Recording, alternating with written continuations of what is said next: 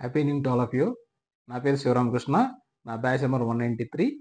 నా మెంటర్ వచ్చేసి ఉప్పల శ్రీనివాస్ గారు. ఇక ఈరోజు డే 7 రోజు మన టాపిక్ ఏంటంటే the art of story telling. దీనికి ఒక అద్భుతమైన స్పీకర్ శ్రీకర్ గారు, గంగుల శ్రీకర్ గారు వచ్చారు.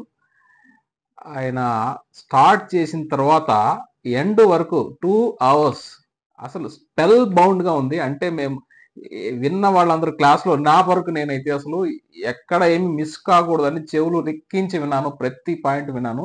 విషయం ఏంటి అంటే కథలు ఎందుకు చెప్పాలి, ఎలా చెప్పాలి, ఏ సందర్భంలో చెప్పాలి, కథ యొక్క కోణం ఏంటి, కథ వల్ల చెప్పడం వల్ల ప్రయోజనాలు ఏంటి, పిల్లలకు ఏ విధంగా ప్రయోజనాలు ఉంటాయి, పెద్దవాళ్ళని ఏ విధంగా ఆలోచింపజేస్తాయి, ఏ సందర్భం భార్యాభర్తల అనుభవం గురించి ఒక స్టోరీ, ఆ తర్వాత తండ్రి కొడుకుల సంబంధం గురించి ఒక స్టోరీ, ఆ తర్వాత కార్పొరేట్ మేనేజర్కి తన సబార్డినేట్గా ఉండేటువంటి సంబంధం గురించి స్టోరీ, ఆ తర్వాత ఇన్ని రకాలుగా ఒక్కొక్క సందర్భం గురించి ఒక్కొక్క స్టోరీ చెప్పారు.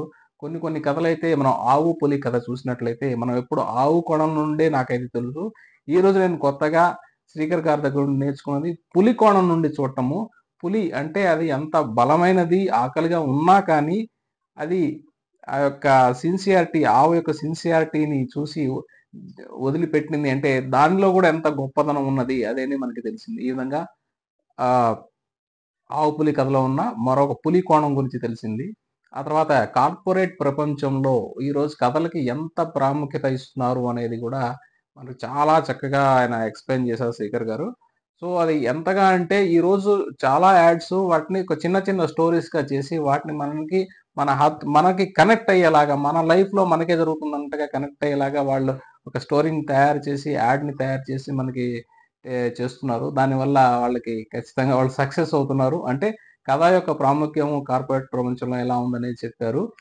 ఆ తర్వాత ఈ కథలు ఎక్కడ నుండి సోర్స్ తీసుకోవాలనే దానికి ఆయన చెప్పింది బిగ్గెస్ట్ సొల్యూషన్, సూపర్ సొల్యూషన్ చెప్పాలంటే రీడింగ్ గురించి. ఆయన దగ్గరే శ్రీకర్ గారి దగ్గరే 350 నుండి 400 పుస్తకాలు ఉన్నాయని చెప్పారు. సో సోర్స్ ఆఫ్ స్టోరీస్ ఏంటంటే పుస్తకాలు చదవటం, పేపర్లు చదవటం, మ్యాగజైన్స్, రకరకాల చిన్న చిన్న స్టోరీస్ చదవటం. వీటినన్నింటినీ మనం ఒక చోటకి కంపైల్ చేసి పెట్టుకొని మనం వాటిని అప్పుడప్పుడు చూసుకుంటే ఖచ్చితంగా మైండ్లో ఉంటాయి అని నాకు అర్థమవుతుంది.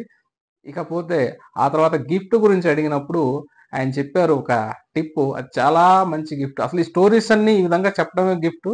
ఇదైతే ఆన్ టాప్ ఆఫ్ దట్ చెప్పినటువంటి గిఫ్ట్ అనమాట. సార్ చెప్పిన మంచి గిఫ్ట్ ఏంటి అంటే చివరిలో చెప్పిన గిఫ్ట్ స్టేజ్ ఫియర్ పోవడానికి స్టోరీలు చెప్పడం. దాన్ని మనం చిన్న కథలుగా స్టార్ట్ చేస్తూ 4-5 కథలు చెప్పిన తర్వాత మనకు డెఫినెట్గా మనకు కాన్ఫిడెన్స్ వస్తుంది. ఈ విధంగా మనం స్టేజ్ ఫియర్ని ఓవర్కమ్ అవ్వచ్చు అని చెప్పారు. ఓకే.